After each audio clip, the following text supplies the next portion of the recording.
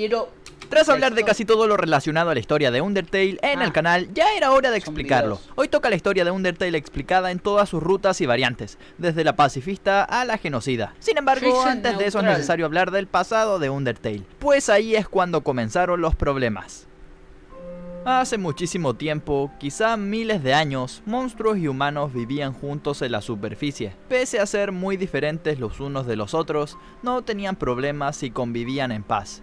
Así fue hasta el día que los humanos comenzaron a temer el poder de los monstruos. Ocurre que estas dos razas estaban compuestas de forma diferente. Mientras los humanos tenían una poderosa alma en su interior y un cuerpo de carne y hueso en el exterior, los monstruos, por otro lado, eran un alma en su totalidad, pues la forma de su propia alma era la de su ser. Esto, por desgracia para ellos, hacía que fuesen muchísimo más débiles y vulnerables. Sin embargo, tenían la habilidad de absorber una o varias almas humanas, logrando de esa manera alcanzar un poder cuasi divino. Es justamente a ese poder que los humanos le temían, pues si un monstruo llegaba a absorber un alma humana, no tendrían oportunidad alguna contra él. Fue así como de la noche a la mañana libraron una guerra contra ellos, o así lo llamaron, pues a ojos de los monstruos fue una masacre.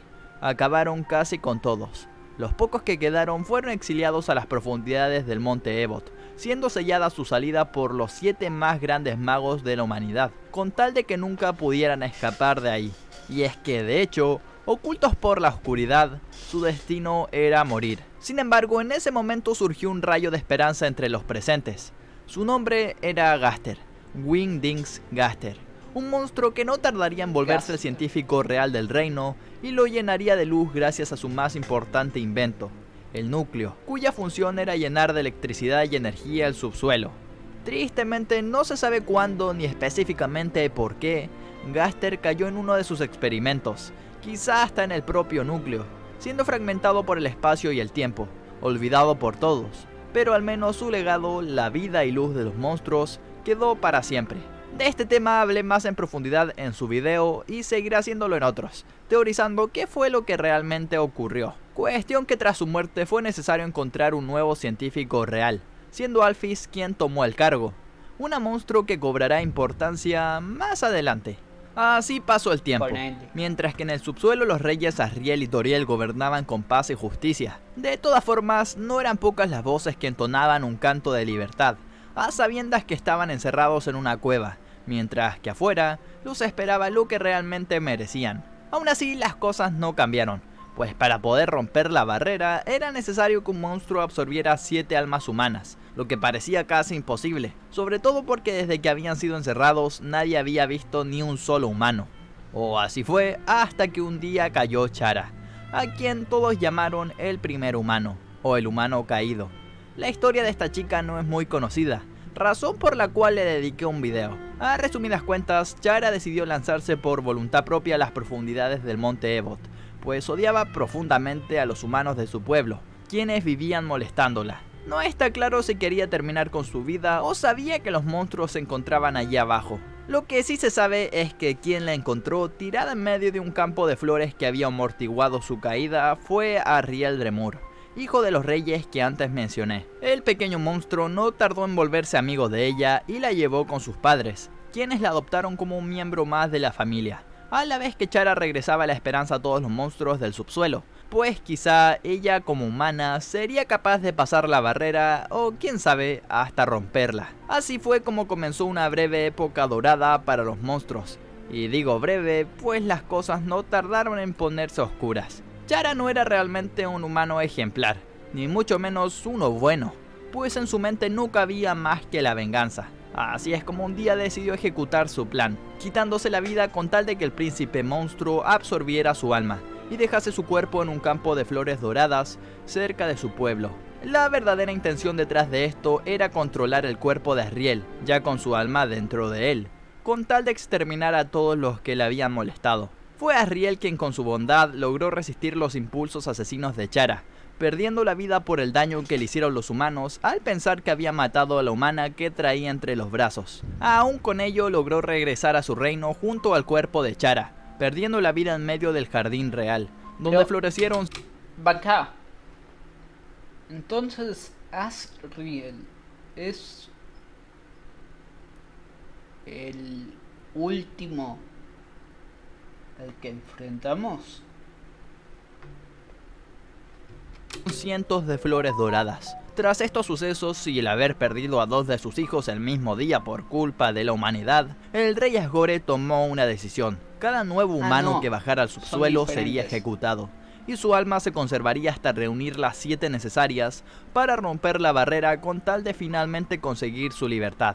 Pese a que los monstruos quedaron contentos con tal decisión, Toriel, su esposa y reina, estuvo en desacuerdo, abandonando inmediatamente el palacio y aislándose entre las ruinas, con tal de advertir y cuidar a los humanos que cayeran, pues la matanza para ella no era la respuesta a los problemas de los monstruos. Incluso con los intentos de Toriel, Asgore logró capturar 6 almas humanas, las cuales guarda en una habitación bajo el palacio.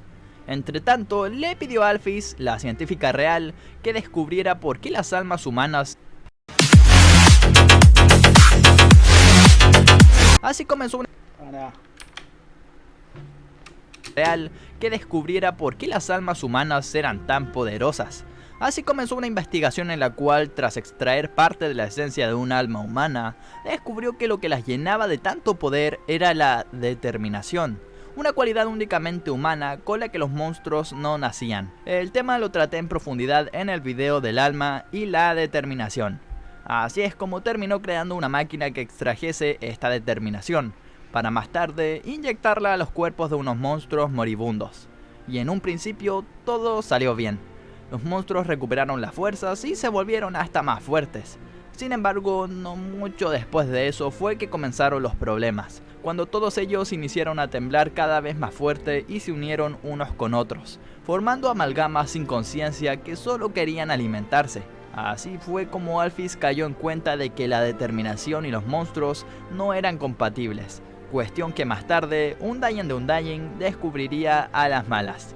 De todas formas, la científica no se rindió y terminó preguntándose: ¿qué pasaría si le inyectase determinación a algo que no es ni monstruo ni humano?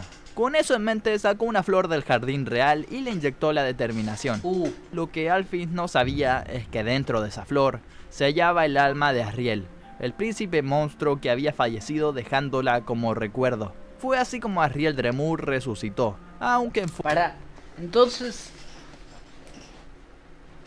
Asriel es Flowey.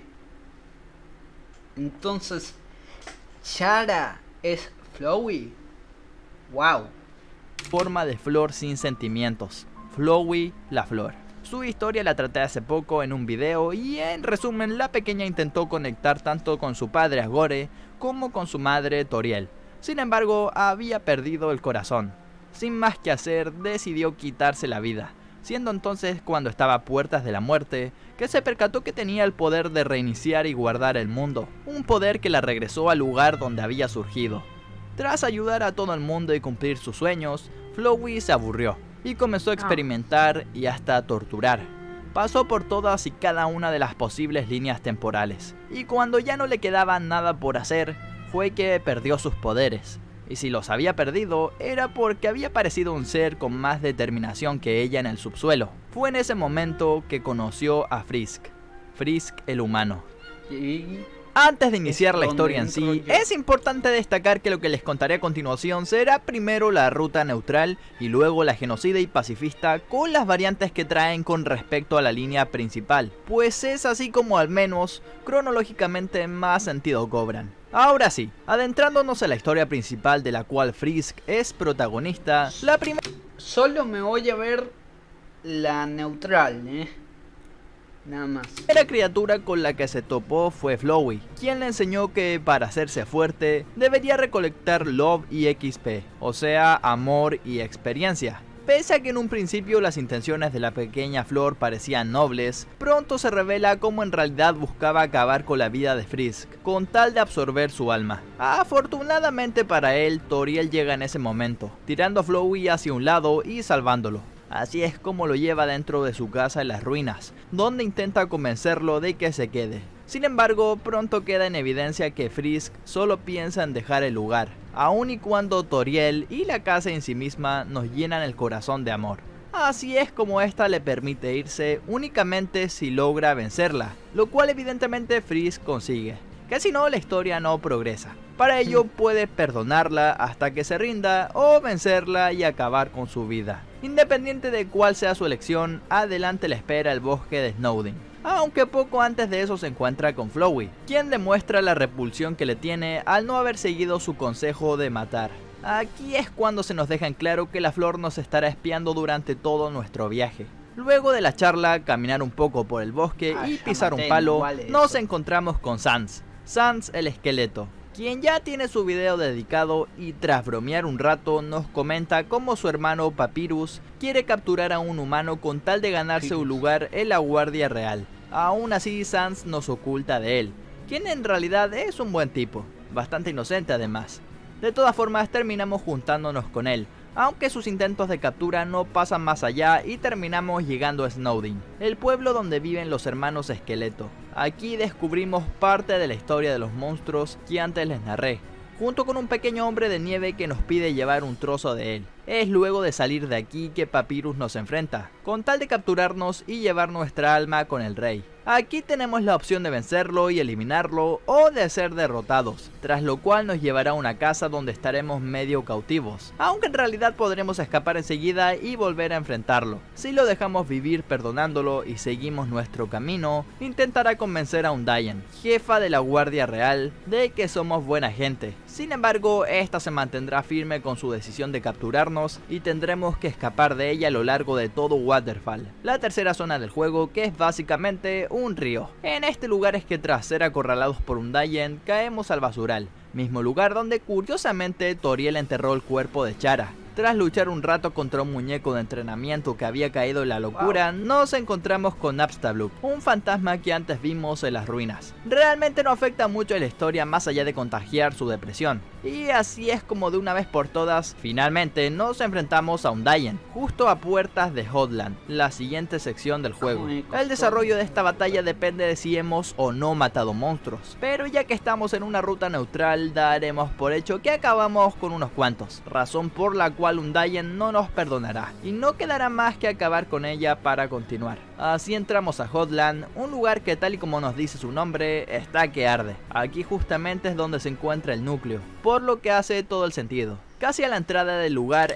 Che, pero yo había matado a Toriel y a algunos cuantos, pero la pude perdonar.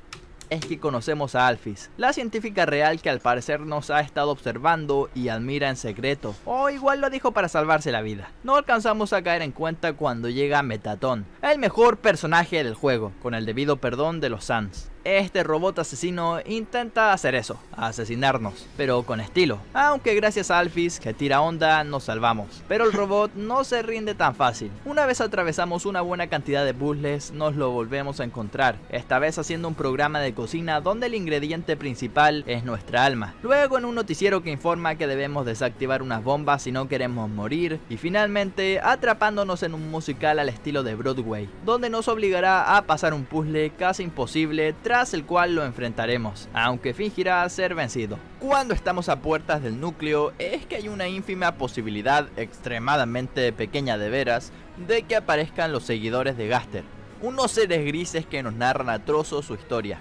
Lo más importante es que estos seres, junto al Gounder Kid, que es como Monster Kid pero en gris, dejan en claro que Gaster de alguna forma está presente siempre, lo que más adelante cobrará sentido.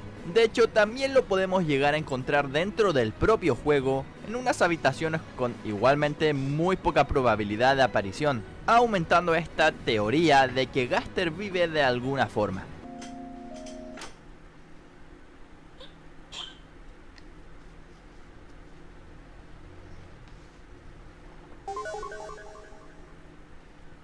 Luego de todo esto es que llegamos al núcleo, donde si nos portamos más o menos bien, Sans nos invitará a una cena donde expresará su gratitud y confianza en nosotros. Además, ahí nos contará que conoció a Toriel y fue ella la que le hizo prometer que nunca mataría a un humano. Hecho esto, es hora de ir finalmente a New Home, el lugar donde se encuentra el rey del subsuelo. Aunque antes de eso, toca la batalla final contra Mettaton, quien revela como todas las batallas habían sido un plan de Alphys para quedar como heroína y salvar a Frisk. De todas formas, esta vez Mettaton se adelantó a sus pasos y cerró las puertas con tal de que la científica no pudiese interferir. Como último medio, esta le dice a Frisk que mueva el interruptor que tiene Mettaton en la espalda, eso lo volverá vulnerable. Y efectivamente, así ocurre, aunque a la vez se torna mucho más fuerte, y comienza un concurso de glamour en el cual Mettaton termina friéndose pues su modo X consumía demasiada energía. Ahora sí que así llegamos a New Home, un lugar muy similar a las ruinas, pero blanquito. Al final del mismo es que llegamos al palacio, donde en el último corredor encontramos a Sans, quien nos juzgará en base a nuestras acciones. Aquí es cuando revela que realmente Love es una abreviación para Level of Violence, o nivel de violencia, mientras que XP lo es para Execution Points, o puntos de ejecución, lo que significa que cada monstruo que eliminamos en realidad definía nuestra maldad. Además, nos reprocha la muerte de su hermano si es que antes acabamos con Papyrus. Fuera de eso, nos dejará marcharnos, aunque tranquilos, que en la ruta genocida ahondaremos más en el esqueleto regordete. Con todo preparado, llegamos junto a Asgore, quien se sorprende al vernos y pregunta si no tenemos nada más que hacer. De ser el caso, nos invitará a avanzar a una sala blanca, que realmente es la barrera que divide el mundo humano con el de los monstruos, siendo entonces cuando nos enseñará las 6 almas humanas que ya ha recolectado y comenzará la batalla. Aquí no tendremos elección y solo quedará vencerlo, tras lo cual el juego nos permitirá tener piedad y dejarlo vivir. Independiente de lo que elijamos, Flowey aparecerá, acabando con la vida de Asgore y absorbiendo las 6 almas humanas que este había recolectado, tornándose en Photoshop Flowey, un ser capaz de reiniciar y guardar el mundo, pues con las almas había superado nuestra determinación. Así es como se dedicará a trolearnos por un buen rato,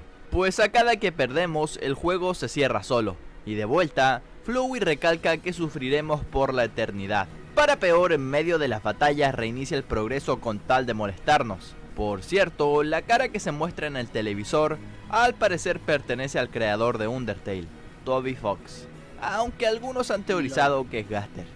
Aunque eso no cambiará que nos queramos morir de lo difícil que parece la pelea en un principio. Afortunadamente las propias almas lo traicionan y ayudan a Frisk en la batalla, por lo que termina pereciendo, tras lo cual Frisk en teoría escapa del subsuelo. Y digo en teoría pues nunca se deja totalmente claro, aunque las llamadas que recibimos luego nos lo medio confirman. Por medio de estas es que el juego nos revela los diferentes finales de la ruta neutral, desde uno donde Papyrus se vuelve rey, hasta otro donde Toriel vuelve al trono a reemplazar a Asgore, pero la Guardia Real se revela y prepara un golpe de estado, una locura. Además, al final de la ruta neutral tenemos la opción de dejar vivir a Flowey o asesinarla.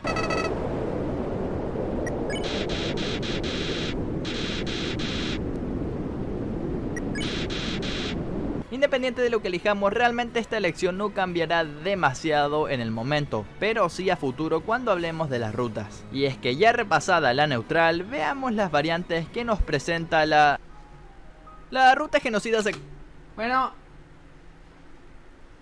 hasta acá. Después de la genocida no quiero saber porque me quiero pasar después la ruta genocida yo solo, después, sin saber nada.